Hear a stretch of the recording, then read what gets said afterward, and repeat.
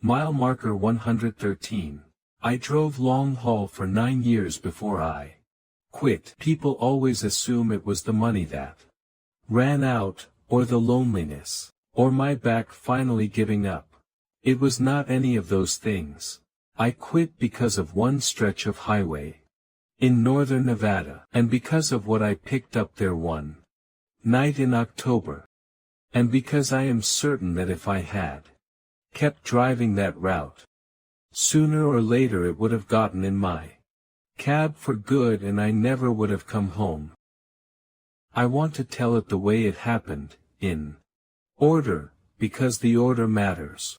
The way it built on itself is the only thing that ever made me believe it was real and not just exhaustion talking. Truckers see strange things at night. Everybody knows that. You run on caffeine and 4 hours of sleep in a parking lot and your brain starts filling the empty road with shapes. I knew all that. I would been doing the job long enough to know the difference between a real deer and a trick of the headlights, between a person and a fence post wearing a feed sack. This was not that. I need you to understand that going in. Because if you do not, you will just think I fell asleep at the wheel, and I did not. And the difference is everything. The route ran from Salt Lake out to Reno and back, and the worst part of it was a long empty stretch of 2-lane state highway that cut across the high desert in the dark. There was nothing out there. No towns, no gas, no lights. Just sage and salt flat and black mountains way off on the horizon that never seemed to get any closer no matter how long you drove. I would run that road 100 times. I knew every dip and rise. And somewhere in the middle of it, near a little green sign that read mile 113, there was a place where the hair on my arms always stood up. I never knew why, at first. It was just a feeling. A cold spot, the way some rooms in old houses have cold spots. I would come over a low rise and the temperature in the cab would seem to drop. And the radio would go to static even if I would been picking up a station fine the whole way. And for about a quarter mile I would have the unshakable sense that I was not alone out there. That something was pacing the truck just outside the reach of the headlights. Then I would crest the next rise and it would pass, and the radio would come back. And I would tell myself I was tired. I told myself that for years. It was not just the FM radio either. The CB did it too. Out on a dead stretch like that, the CB is mostly silence. The occasional far-off driver checking in. The hiss of empty air. But coming through 113, the CB would sometimes do something I never heard it do anywhere else. It would pick up a voice. Faint, underneath the static, a woman's voice. And she was not using any of the channels. Right, was not talking like a driver. She was just saying numbers. Counting, slow and even, in a flat voice. And then she would stop. And then she would start over. The first time I heard it I keyed the mic. And said the usual, go ahead. You have got a break, and the counting stopped dead. And there was a silence so total it felt like the whole desert was holding its breath. And then the voice said, clear as if she were sitting in the sleeper behind me. Found you. Just that. Found you. I dropped the mic. I never answered the CB on that stretch again, and after a while I just shut it off completely before I hit the rise, every single time, because I learned that if you do not answer her, she stays out there, and if you do, she starts looking for the truck the voice came from. The first time I actually saw her, I almost did not. It was a little before 3 in the morning. I came over the rise at 113 and therein my headlights, standing on the shoulder, was a woman. She had her back to me and her arm out. Thumb up, hitchhiking. She wore a pale dress, the kind of thing nobody wears in the desert at night in October, and her hair was long and dark and hung down her back, and she did not turn around as I approached, not even when my lights must have lit her up like daylight. I had a strict rule against picking up hitchhikers. Every driver does. So I did not even slow down. But as I passed her, in the half-second, she was framed in my side window. She turned her head and looked at me. And I will tell you what I saw, and you can make of it what you want. Her face was wrong. The proportions were wrong. The eyes were too big and too dark and set too far apart, and her mouth was open too wide, like a person screaming, except no sound came out, and her expression was perfectly calm. And she watched me pass with those black eyes, turning her whole head to follow me, farther than a neck should turn, until I lost her in the dark behind me. I told myself it was a tweaker. The desert is full of them out there. People cooking meth in trailers off the dirt roads. And they get out and wander, and they do not look right. That is what I said. I gripped the wheel and I drove, and by the time I hit the next town with a truck stop, my hands had stopped shaking, and I would have convinced myself I would imagine the worst of it. But after that night, she was always there. Not every trip. That is what made it so bad, the not knowing. Most runs I would come over the rise at 113. And the shoulder would be empty, and I would let out a breath I did not know I would been holding. But every fourth or fifth time, there she would be, always the same. Back turned, thumb out, pale dress, long, dark hair. And every time, as I passed, she would turn that head too far and watch me go with those black eyes. I started to dread that stretch of road. I would dose up on coffee before it and white-knuckle it through, eyes locked straight ahead, refusing to look at the shoulder, but I always looked. I could not help it, the way you can't help touching a sore tooth. And she got closer. That is the thing I noticed over those first months, the thing that started to scare me in a different way than a ghost story scares you. The first dozen times, she was always well off on the shoulder, 20 or 30 feet from the lane. Then she was at the edge of the shoulder. Then she was on the white line. Then she was standing in the lane itself. And I would have to ease over the center to keep from running through where she stood. And as I drifted past her, only a few feet away through the glass, I could see things I did not want to see. That her feet were bare and black with old dirt, that the pale dress was the wrong kind of pale, more like skin than fabric, that she was not breathing, that there was no fog of breath in the cold even though I could see my own, and that she was getting better at the face. The first times, the face had been a horror, all wrong, that screaming calm. But each time I saw her, the face was a little more right, a little more like a person, as if she were learning it, practicing it. The way you would practice a smile in a mirror. As if she were assembling a face that a tired driver might trust enough to stop for. I came to understand, slowly, that she was not haunting that road in some fixed, repeating way, like a recording stuck on a loop. She was working. She was patient, and she was learning, and she was reaching a little closer every time. And I was the one teaching her, just by looking. Combs was right about that.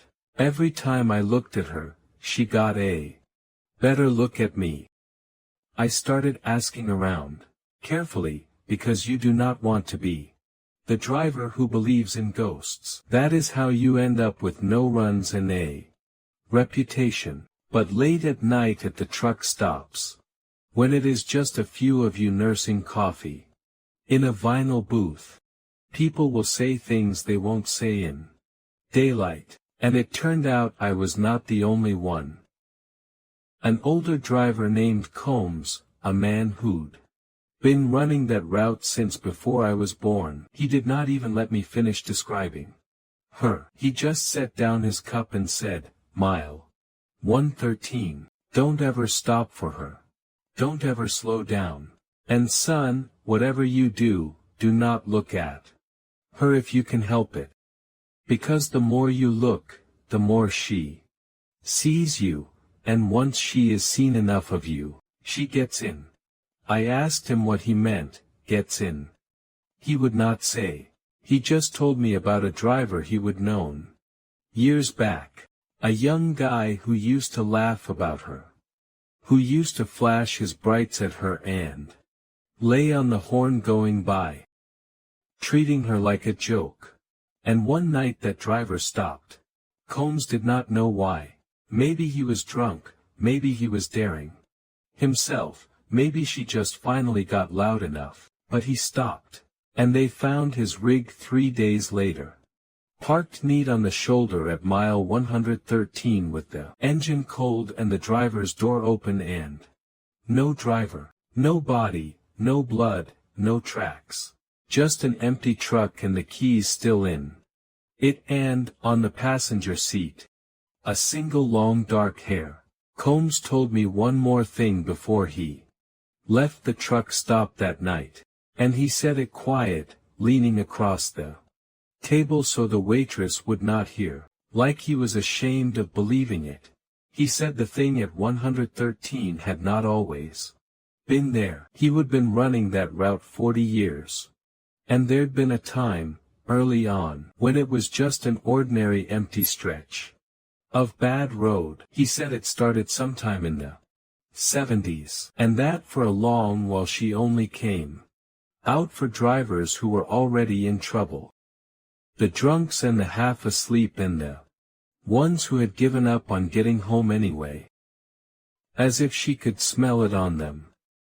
As if she only took the ones who were halfway gone already. But over the years, he said, she would gotten less particular. She would come out for anybody now. And he said the drivers who lasted, the ones who kept their runs and kept their lives, they all had the same rule. A rule the old hands passed down to the new ones in low voices in vinyl booths at 3 in the morning. Never stop. Never look. And never, ever let her learn that you are afraid of her, because fear is a door, and she is very good at doors.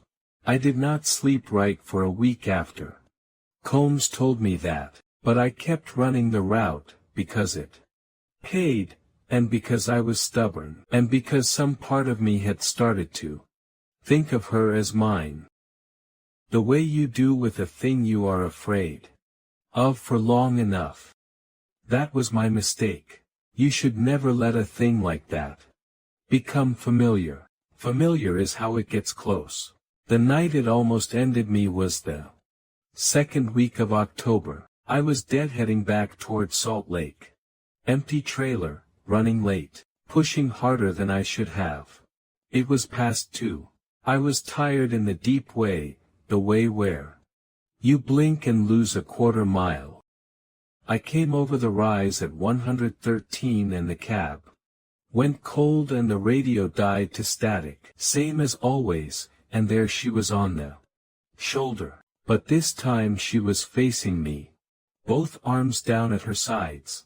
Just standing there in the middle of my lane, dead center, pale dress and black eyes, staring straight into my windshield. I stood on the brakes. 40 tons of truck does not stop on a dime, and I knew I was going to hit her. And some animal part of my brain was already bracing for the thud, and I screamed. I actually screamed out loud in the empty cab. The truck shuddered and skidded and the trailer started to come around behind me, jackknifing, and I fought it, hauling the wheel, and somehow, by luck or by something else, I brought it to a stop slewed across both lanes with the stink of burning brakes flooding the cab. And there was no thud. No impact. The road in front of me was empty. She was gone. I sat there shaking, hands locked on the wheel, engine idling, and the radio was still hissing static. And the cab was so cold I could see my breath. And then I heard it. The passenger door. The handle, working. A soft metallic click click, click click. Like someone trying to figure out how to open it from the outside. I did not look. Combs's voice was in my head, do not look at her. And I kept my eyes nailed to the windshield, and I put the truck in gear with my whole body shaking, and I started to roll. And as I rolled, the click-click of the door handle kept up, patient, unhurried, keeping pace with the truck, and then I heard, right outside the passenger window, close, a woman's voice, soft and almost gentle. Say a single word. It said my name. Nobody knew my name out there. I never gave it. And it said it again, my full name, first and last, in a voice like someone reading it off a list, and then it said, let me in. It is so cold out here. Let me in and I will keep you company. You are so tired. You are so tired and I can drive. I put my foot down. I floored that empty rig and I did not let off until the temperature gauge for the engine was redlining and the cab had gone warm again, and the radio had crackled back to a country station out of Elko, and only then did I let myself glance at the passenger seat, and it was empty, but the window beside it was fogged over. On the inside, and in the fog, drawn with a fingertip, was a single word.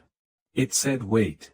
I drove the next 80 miles without blinking more than I had to. When I finally pulled into a truck stop outside Wells, the sun was a gray smear coming up behind the mountains, and I sat in the lot with the engine running and the doors locked, and I cried the way I had not cried since I was a kid. Then I did something I would never done in 9 years of driving. I got out and I walked all the way around the truck in the cold morning light, checking. The passenger door was unlocked. I always locked it. I am certain I always locked it. And down low on the passenger door, on the white paint just below the handle, there were marks. For long thin scratches, close together. Like fingers, dragged downward, as if something had held on while I drove. And been slowly forced to let go by the speed. And the warmth and the rising sun. I ran my thumb over them. They were real. They were deep enough to feel. I have a photograph of them somewhere that I have never been able to make myself look at. Twice. That fogged word stayed on the inside of the glass for 2 days. I could not wipe it off. I tried. It came back. Wait. On the third morning it was gone, and I told myself it was finally over. And that same week I called dispatch and told them I was done with long haul. I quit the next month. I told the company my back was done. I drive local now, daylight runs, home. Every night. I have a wife and a dog and I sleep with the bedroom light on, and my wife thinks it is a habit from the road, and I let her think that. I have never been back to Nevada.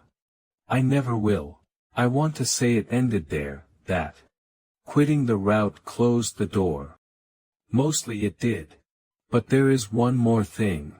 And I have gone back and forth 100 times about whether to write it down. Because it is the part that tells me she got a better look at me out there than I ever wanted her to. About a year after I quit, on a cold night, In October, my wife woke me at 3 in the morning. And said there was a woman standing in our backyard. I told her it was a dream and to go back to sleep. But I got up, because I had to, and I went to the window, and the yard was empty, just frost on the grass shining under the moon. And then I looked down at the glass in front of my face. And on the outside of the second-story window, where nothing standing on the ground could ever have reached, the frost had been disturbed. Drawn into it with a fingertip was that same word, wait. I have moved twice since then.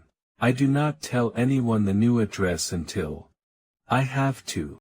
And every October I sleep badly, because some part of me knows she is still out there at mile 113, in the cold and the dark, patient as the salt, watching the headlights come over the rise and pass her by, and remembering my face, and waiting. I tried to find out who she was, once.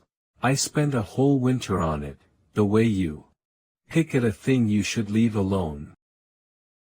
I found a county records archive online. And I went looking for accidents and disappearances on that highway, anything near mile 113, and there was plenty, more than there should have been for an empty road that nobody lived near. But the one that stopped me was from 1971. A young woman, 23 years old, whose car broke down on that stretch one night in October. She set out walking for help. She never made it. They found her body the following spring, miles from where her car had died, far out in the salt flats, as if she had walked in circles for hours in the dark before she lay down. The county listed it as exposure, but there was a line in the old newspaper account, a quote from the deputy who found her, that I have never been able to forget. He said her body was untouched by animals, perfectly preserved by the cold and the salt, and that she was lying on her back with her arm raised straight up into the air, hand open, as if even at the very end, even after she would lain down to die, she had still been trying to flag down a ride that was never going to stop. I think about her out there. I think about how cold it must get, alone, in the dark, year after year, watching the headlights come over the rise and pass you by, over and over, for 50 years.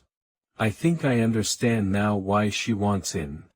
I do not blame her, but understanding a thing and letting it into your cab are two very different things. And I am still here and still warm and still home every night, and that is because every single time, no matter how tired I was, no matter how kind the voice sounded, no matter how cold it said it was out there, I kept my eyes on the road and I did not stop. If you ever drive that highway, and you come over a low rise near a green sign that reads mile 113, and the radio dies, and the cold comes into your car, and you see a woman on the shoulder with her arm up and her back to you, I am begging you, do not slow down. Do not look at her.